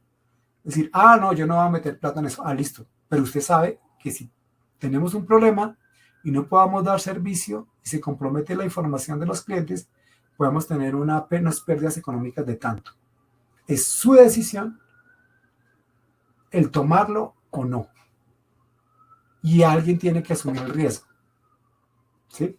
Pero eso se hace con una, ¿cómo se llama? Es un riesgo asumido con conciencia, informado, digámoslo así. El otro punto es el tema del programa de capacitación y concientización al interno de la empresa y ojalá con contratistas, con los diferentes grupos de personas que trabajan en la operación del día a día. De manera tal que este tema de la sensibilidad de los temas de amenazas cibernéticas sea algo del día a día, que la gente tenga como cultura hacer las cosas de manera tal que no expongamos los activos de la empresa, que no estemos compartiendo las claves, que no estemos exponiendo datos personales o confidenciales en cualquier lado, o que nosotros al interno de la organización no contemplemos mecanismos para proteger la información, o sea, sobre todo las áreas misionales, los que son dueños de los activos de información, ellos deben estar claros con respecto a los temas de ciberseguridad, que no es un tema no menor. ¿Sí? Ahora bien, como último punto, digámoslo así, es que todo lo que hemos hablado debería estar dentro del plan de continuidad comercial. ¿Sí? De manera tal que estemos claros de mantener un servicio protegiendo los datos y podernos recuperar de manera oportuna ante una situación de emergencia. Un poco extensa la sesión de hoy, voy a dejar de compartir por un momento. Ahora venimos a la sesión de preguntas.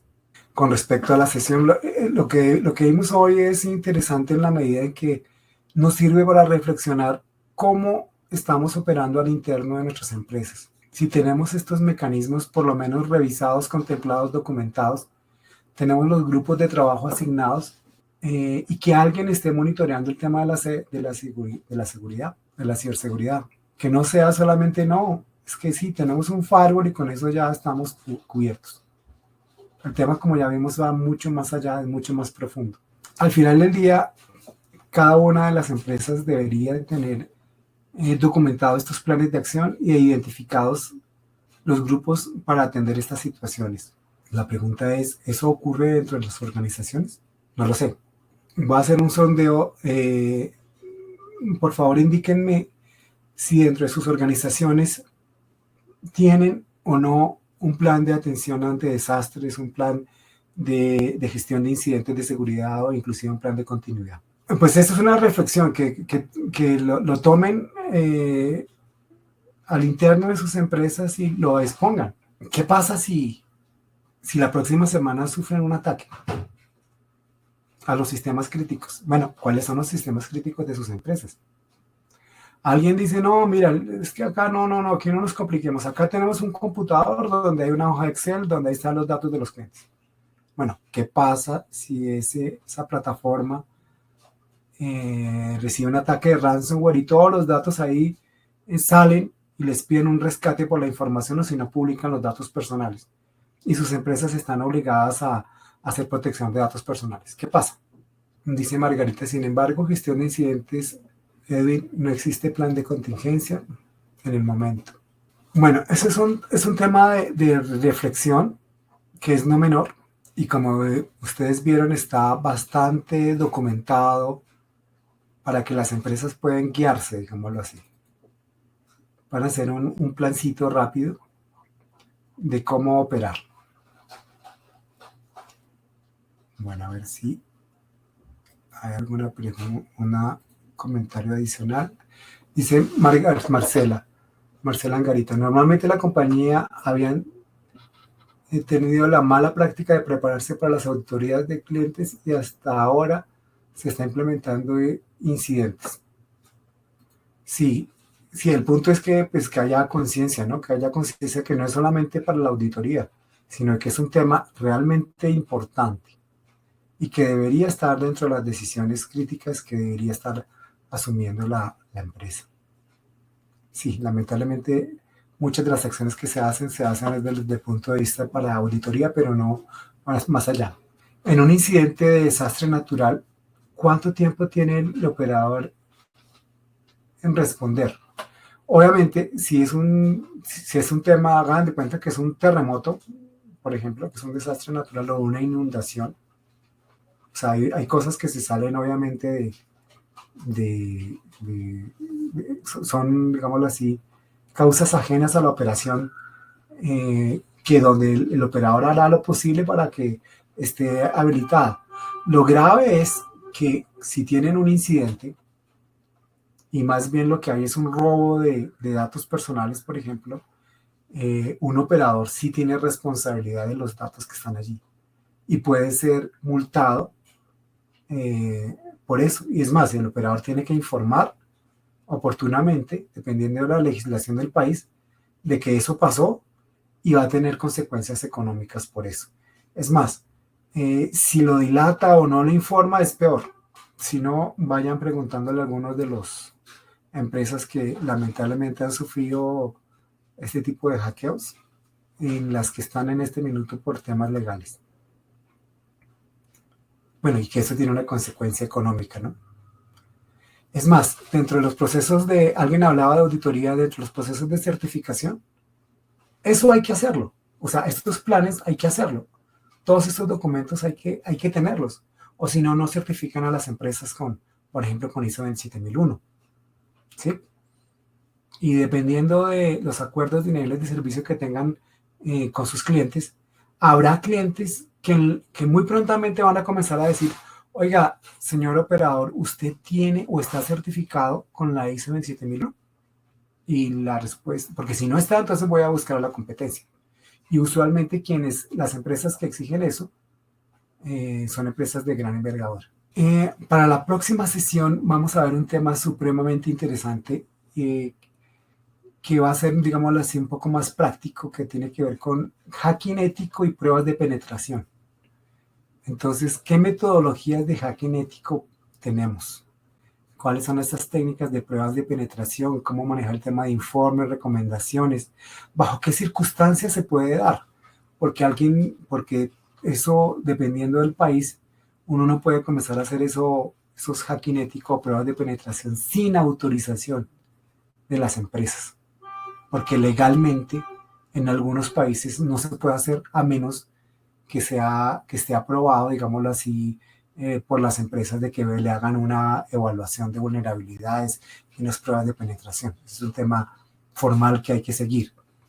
Entonces, justamente en la próxima sesión vamos a ver todo este tema de metodologías que podamos tener para los que quieran, digámoslo así, avanzar en un tema de certificación y de cursos. Vamos a hablar un poco de algunas plataformas que están disponibles para aprender a hacer hacking ético, ¿sí? Y que, bueno, que puedan ir fortaleciendo sus habilidades en esa línea. Dice Marcela Garita, ¿puedo solicitar las dos últimas presentaciones, por favor? Sí, las últimas presentaciones, Margarita, ya fueron enviadas, y mañana esta última presentación estará enviada. Pero entonces ya las últimas las enviamos. En un momento, al interno de Andinalin se van a contactar contigo para que tengas las últimas presentaciones también. Bueno, entonces les quería comentar eso.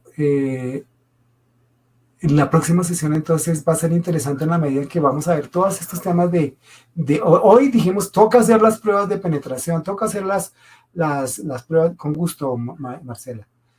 O tenemos que hacer pruebas de vulnerabilidades y cosas de esas. Pues vamos a mirar cómo hacerlas. O sea, ¿qué hay que hacer? ¿Cuáles son los pasos para hacerla? Vamos a mirar, digámoslo así, este tema, cómo lo podemos hacer al interno, o cómo podríamos ir avanzados con algunas técnicas externas, algunas inclusive gratuitas de software libre, que podamos hacer pruebas básicas de seguridad. Alguna vez con una empresa con la cual estuve asesorando, yo les dije, bueno, comencemos por algo sencillo. díganme las direcciones IP públicas de sus servidores. Listo, me las dieron. Y yo utilicé algunas herramientas que les voy a explicar en la sesión posterior, la siguiente clase. Y les dije, mire, para no ir muy lejos, mire, sus servidores están infectados con esto, esto y esto y esto. Por eso, sus clientes, cuando se conecten a sus servidores, van a quedar infectados. Y bueno, la sorpresa fue total, porque ellos no tenían idea, porque lo que le estaban diciendo a los clientes, si su antivirus le dice eso, más bien dígale a su antivirus que desactive esa parte. No. Es que si el antivirus detectó que eso estaba pasando, eso está pasando. Y yo les demostré que eso estaba pasando. Entonces vamos a mirar algunas técnicas sencillas, económicas, gratuitas que ustedes pueden emplear. Luego la siguiente sesión va a tener una parte, digámoslo así, conceptual, formal, pero va a tener algunas herramientas que vamos a mirar de cómo podemos hacer justamente estas pruebas de hacking ético y de pruebas de penetración y hasta dónde podríamos llegar, digámoslo así, con esto.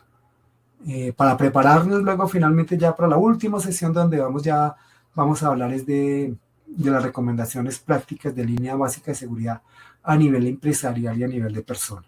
Entonces, yo sé que el curso ha sido un poco largo, un poco pesado, pero ya hemos tenido con esta información los conocimientos básicos para que podamos entender justamente todo lo que está detrás de la manejo y la gestión de seguridad, que es un tema formal, que está estandarizado, digámoslo así, desde el punto de vista metodológico, con lo cual podemos avanzar con estos temas al interno de nuestras empresas.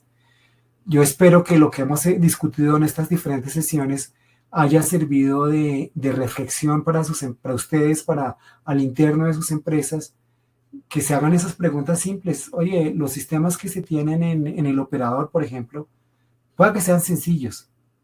¿Esa información está protegida? ¿Qué pasa si nos toman ese servicio? ¿Tiene una incidencia legal? ¿Cómo podemos recuperarnos? Son preguntas sencillas que al final del día nos van a servir a ir preparándonos. Y obviamente dependiendo del nivel de complejidad de muchas organizaciones, puede que tengamos más o menos plataformas involucradas y proteger más o menos información de clientes o al interno. No sé si haya alguna pregunta en este minuto, agradeciéndole a Edwin, a Marcela, a Víctor por sus preguntas. No sé si alguien tiene una pregunta adicional. Bueno, por lo pronto no tengo otros temas para comentar.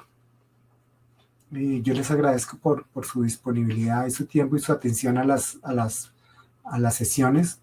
Yo sé que en algunos de los casos han sido un poco pesadas, porque hemos visto una cantidad de conceptos fuertes, digámoslo así, pero ya, digámoslo así, a estas alturas del partido, tenemos los conocimientos para emprender los temas de seguridad de otra manera, y lo que nos queda del curso, las dos siguientes sesiones, vamos a orientarlas un poco más prácticas de qué debemos hacer justamente para hacer el análisis de riesgos y vulnerabilidad de nuestras plataformas, los procesos de seguridad al interno, los mecanismos de control que podemos implementar para que tengamos, o mejor, mejoremos nuestra postura de ciberseguridad, tanto a nivel empresarial como a nivel personal.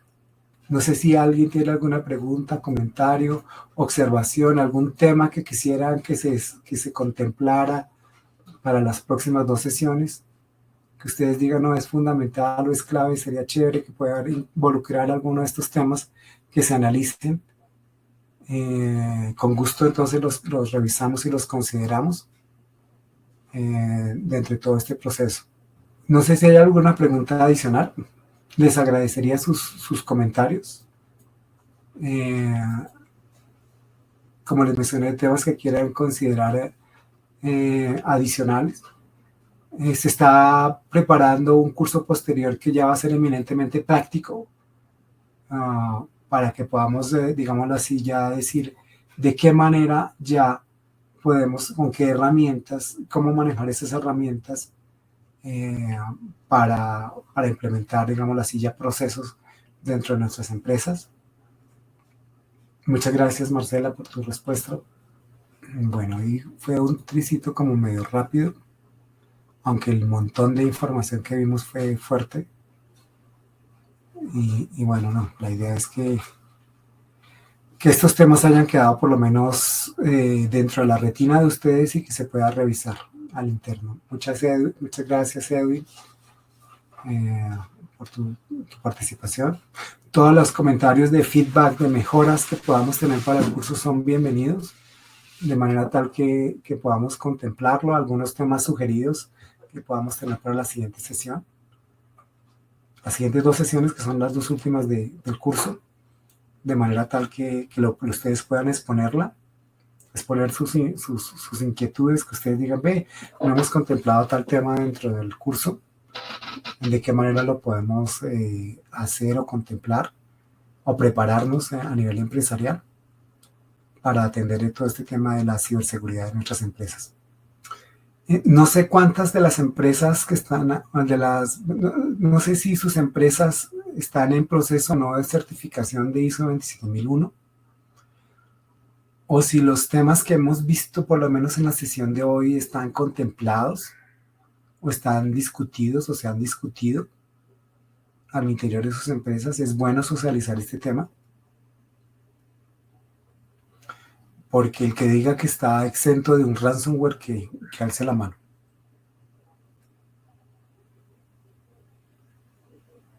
O un ataque, pues. Tanto a nivel personal como a nivel empresarial.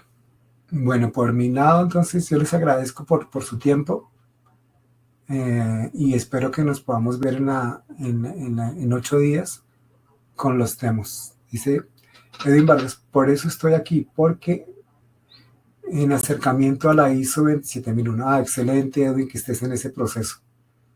Y justamente lo que hemos visto acá, pues son elementos que vas a tener para justamente ir para ese proceso. Y la ISO 27001 pues es una guía y pues Edwin, al final recuerda que uno en el proceso de ISO 27001 uno puede hacer una certificación de un proceso, arrancar por un proceso. Por ejemplo, yo les daba el ejemplo, conocí el caso de una empresa que dijo, no, pues aquí lo más importante es el área contable, así es de que el proceso que vamos a certificar es el área contable. Ah, pero es que hay otros procesos, sí, pero es que plata no hay mucha. Entonces vamos a organizarnos y el proceso contable vamos a certificarlo porque es el crítico para la organización. Entonces comenzaron solamente mirando el tema del proceso contable. Y entonces miraron los activos del proceso contable, cuáles eran los riesgos, cuál era la información confidencial, la información de datos personales que debería ser encriptada.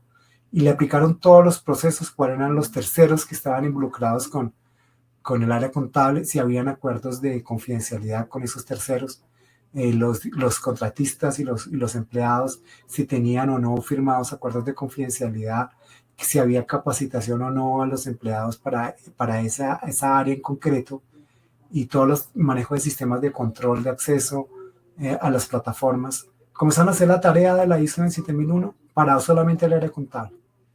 Y después de eso, donde fueron documentados, porque al final del día aquí hay que documentar mucho y poner las evidencias al respecto. Arrancaron por ahí y luego fueron yéndose para otras áreas, pero arrancaron por algo pequeño. No hay que uno decir, no, pues vamos a hacer toda la empresa en un solo jalón, no. Los procesos de certificación los podemos hacer arrancando con el proceso, o los procesos más críticos de la organización. Y muchas gracias, Edwin, por tu observación y comentario. Bueno, no siendo más, yo les agradezco, les deseo una excelente noche y esperando que nos podamos encontrar en 8 días para continuar con el tema que les comenté, hacking ético y pruebas de penetración. Muchísimas gracias a todos por su atención.